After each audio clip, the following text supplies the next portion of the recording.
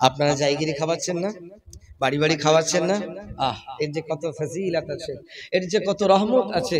আল্লাহ পাক রাসূল সাল্লাল্লাহু আলাইহি ওয়াসাল্লামকে একবার জিজ্ঞাসা করা হয়েছিল, আইয়ুল ইসলামে খায়র, ইয়া রাসূলুল্লাহ, ইসলামের ভালো কাজটা কি, ইসলামের ভালো কাজ কি?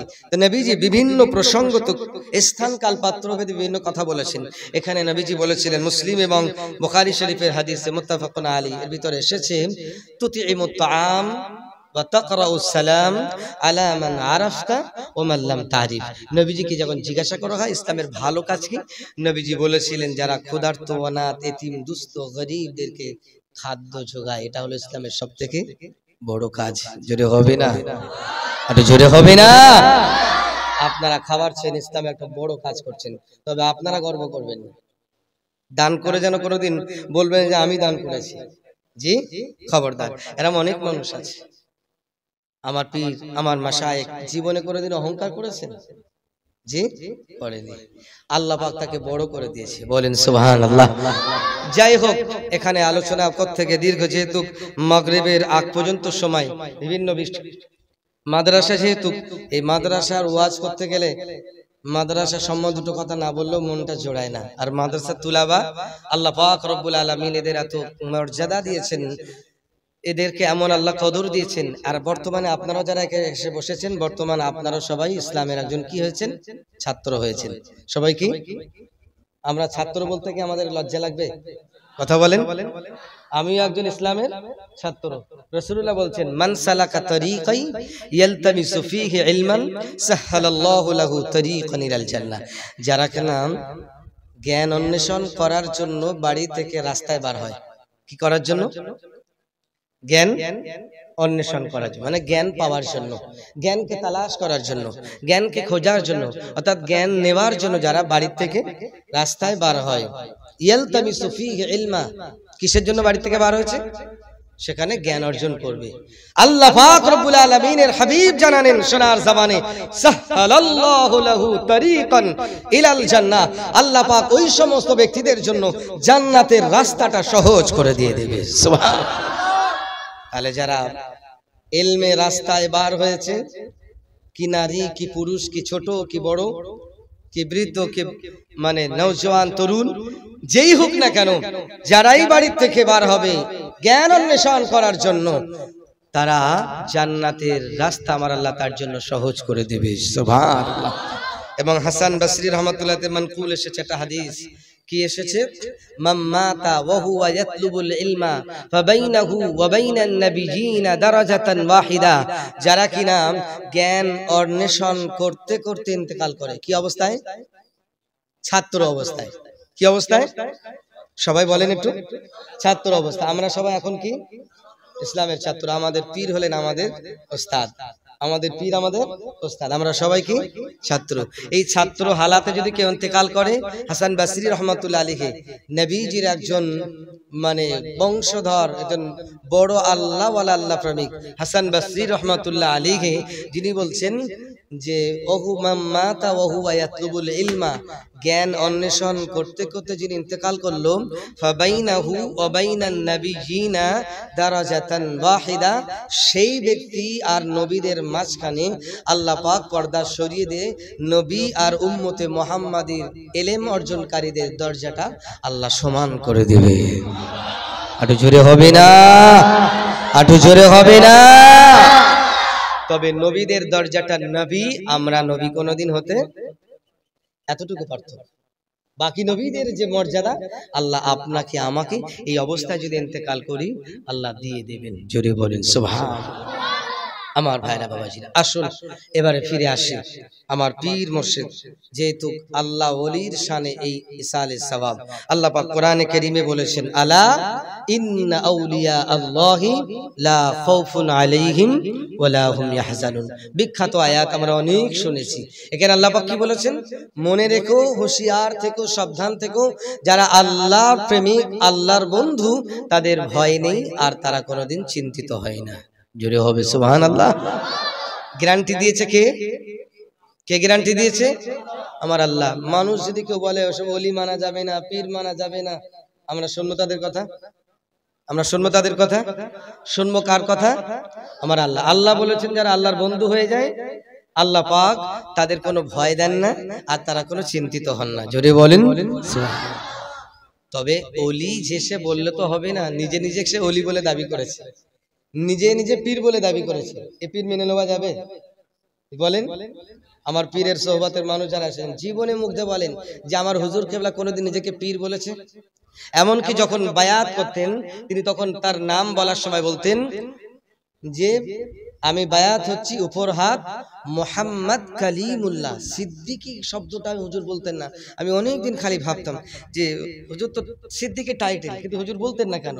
পরে বুঝলাম যে সিদ্দিকী বলার ক্ষেত্রে যে একটা বংশের একটা তাকাব্বুরি, হুজুরের ভিতরে এতটুকু তাকাব্বুরিও নেই। সুবহানাল্লাহ, সুবহান, এতটুকু তার ভিতরে নেই। তিনি বায়াত করার সময় বলতেন আমি বায়াত হচ্ছি উপর হাত মোহাম্মদ কালিমুল্লাহ, যিনি মুস্তাফিজ হচ্ছেন জনাব শাহ সুফি পীর কামিল মরহুম ছোট হুজুর কেবলা রহমতুল্লাহ আলাইহি। দেখেন আব্বার নাম বলার সময় কত মহব্বত করে সব মনে বলতেন। জোরে বলবেন না? আরো জোরে বলবেন না? আল্লাহ পাক রব্বুল আলামিন এই সমস্ত আল্লাহ ওয়ালাদেরকে আল্লাহ পাক রব্বুল আলামিন মকবুল করে নিয়েছেন। জোরে বলেন সুবহানাল্লাহ। কবুল করে নিয়েছেন। কেন এত বড় কথা বলতে পারি?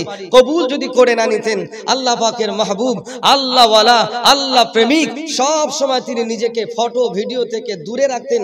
এমনকি ইন্তেকালের সময় বলে গেলেন আমার লাশ মোবারক ইন্তেকালের পরে ঘরে তোমরা রেখে দেবে, এক এক করে মানুষকে দেখতে দেবে, কেউ যেন বাইরে থেকে আমার ফটোটা তুলতে। কথা বলেন, পেরেছেন কেউ? আরো সাহস আছে? জি, কত রকম বেয়াদব, কত রকম কত কিছু কথা বলে। আমার পীর জিন্দা পীর মরণের পরেও তিনি দেখিয়ে গেলেন যে আমি ইন্তেকালের পরে হাজার হাজার মানুষ, লাখ লাখ মানুষ এখন মোবাইল আর এছাড়া সব সেলফি। কি হচ্ছে? সেলফি। মানে এটা একটা আলাদা একটা মানে নিজেকে একটা অহংকারী যে আমি সেলফি করছি, তাই না? আমার ছেলেরা ভালো বলতে পারবে। তো হুজুর কেবলার লাশ মুবারক নিয়ে কারোর ক্ষমতা হয়নি সেলফি তোলার। পেয়েছেন কেউ? পেলে আমাকে বলবেন। পেয়েছেন না? আল্লাহ পাক তাকে কবুল করেছেন। আল্লাহ পাক তিনি যেটা বান্দা যেটা চায় আল্লাহ প্রেমের জন্য আল্লাহ তার জন্য কবুল করে নেয়। জোরে হবে? আরো জোরে হবে না? এবং ছোট হুজুর কেবলার নকশে কদমে যেভাবে তিনি চলতেন, যে মাসে তিনি মানে মহরম মাসে ইন্তেকাল করেছিলেন, মহরমের ওয়াজ করেছিলেন, তালতলার হাট ফুরপুরা, আপনারা অনেকে গিয়েছেন জানেন, তালতলার হাট শেষ ওয়াজ ছোট হুজুর কেবলা করেছিলেন, আবার তালতলার হাটের শেষ ওয়াজ আমার আপনার পীর মুর্শিদ করলেন। তারপরে সেদিন তার শরীর অসুস্থ, ওয়াজ করার মতন নয়। মানুষ বলছে সেদিন ওয়াজ করতে করতে হুজুর কেবলা প্রায় 3-3.5 ঘন্টা ওয়াজ করেছে। সুবহানাল্লাহ, যদি বলেন সুবহান। দেখেন আল্লাহ প্রেমিক আল্লাহ ওয়ালা আগে থেকে তারা বুঝতে পারে। হুজুর কেবলার সব থেকে বড় জিনিস ইন্তেকালের আগে হুজুর কেবলার কথা যখন আমি বলি, বলতে গিয়ে আমার আল্লাহর রাসূলের জীবনের সেই সূরার কথা আমার মনে পড়ে। আমাদের ওলামায়ে হযরতরা পড়েছেন বিসমিল্লাহির রহমানির রহিম, ইদা জাআ নাসরুল্লাহি ওয়াল ফাতহ ورأيت الناس يدخلون في دين الله أفواجا فسبح بحمد ربك واستغفر إنه كان توابا। আল্লাহ পাক রব্বুল আলামিন আমার নবীর উপরে সর্বশেষ যে সূরা নাযিল করেছিলেন সেই সূরাটার নাম হলো সূরাতুন নাসর। সূরা নাসর, এই সূরাটা মদিনা শরীফে অবতীর্ণ হয়েছে। এই সূরাটা যখন অবতীর্ণ হয় আল্লাহ পাক তার নবীর শানে একটা আগে থেকেই বিজয়ের ঘোষণা আল্লাহ দিয়ে দিয়েছেন। জোরে বলেন সুবহান, জোরে বলেন। ও আমার ভাইয়েরা, ও আমার বাবাজিরা, ও আমার নওজোয়ান যুবকেরা, মুরব্বীরা, ও আমার পীরে মুরিদেরা, আল্লাহ পাক রব্বুল আলামিন এমন একজন পীরের মুরিদ আমাদেরকে করেছিলেন, এমন একজন পীরের আমাদেরকে মহব্বত দিয়েছিলেন, এমন একজন হাক্কানি পীর আল্লাহ পাক আমাদের সোহবত পাওয়ার মতন সুযোগ দিয়েছিলেন।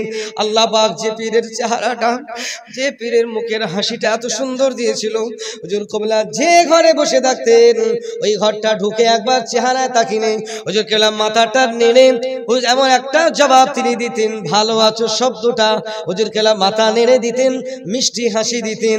ওই সময় যেন মনে হতো আমার মনের কষ্টগুলো সব দূর হয়ে গিয়েছে। আল্লাহওয়ালাদের কথা আল্লাহওয়ালাদের চালচলন, আল্লাহওয়ালাদের তাদের আদর্শটা আলাদা ছিল। হুজুর কেবলা যখন আসতেন আমার মাধবপুর খানকার শরীফ তার পাশেই, আমি সেখানে আসার পরে মনটা এত খুশি। আমি রাজারহাট নিউ টাউন বলে একটা কলকাতা শহরের গ্রামের মানুষ, যখন হুজুরকে আমি পেয়েছি, আমি আমার শহরকে বাদ দিয়ে হুজুরের সোহবতের জন্য আমি গ্রামে চলে এসেছি। আমার মনের কাছে খুশি ছিলাম যে আমি আমার হাক্কানি পীরকে পেয়েছি। সুবহানাল্লাহ। শহর আমি চাই না, শহরে অনেক গুনাহ হয়, আমি নিজের চোখে দেখেছি শহরে অনেক গুনাহ হয়, কিন্তু গ্রামগঞ্জে এসেছি এমন একটা জায়গায় যেখানে ছোট হুজুর কেবলা চলতেন, কদম রেখেছিলেন, আল্লামা কালিমুল্লাহ সিদ্দিকী রহমতুল্লাহ চলতেন, সেসব গ্রামগুলো আল্লাহ যেন সোনা করে দিয়েছে। সুবহানাল্লাহ। রুজি রোজগারে বিভিন্ন দিক থেকে চাষি মানুষ, ব্যবসায়ী মানুষ, আল্লাহ এমন বরকত দিয়েছে। নবী দিবস করবে, জলসা করবে, হুজুর আসবে, লাখ লাখ টাকা খরচা করবে, মনের আবেগে, মনের ভালোবাসায়। হুজুরের হাতে কেউ 10,000, কেউ 5,000, কেউ 20,000, এমনকি কেউ 50 লাখ টাকাও দিতে দেখেছে। জোরে বললেন না? আরো জোরে হবে না? সেই পীর, সেই মাশায়েখ, আল্লাহ রাসূল বলছেন ইজা রুউ যুকিরাল্লাহ, ইজা রুউ যুকিরাল্লাহ, যাদের দেখলে আল্লাহর কথা স্মরণ হয়। জোরে বলবেন না সুবহানাল্লাহ? জোরে বলবেন না সুবহানাল্লাহ? পীরের কথা কেন আলোচনা করি, পীরের কথা কেন বলি, পীরের কেন তাদের জীবনী আলোচনা করি? তোমার কথাই বলিনি, আমি আমার আল্লাহ, আমার রাসূলের আলোচনায় বলছি। আমার নবীজি বলছেন, যখন কোনো আল্লাহ প্রেমিকদেরকে দেখা হয়, তাদের দেখলে আল্লাহর কথা স্মরণ হয়ে যায়। তো ইশকে বললেন না সুবহানাল্লাহ? নারে তাকবীর, দরুদ শিব আল্লাহুম্মা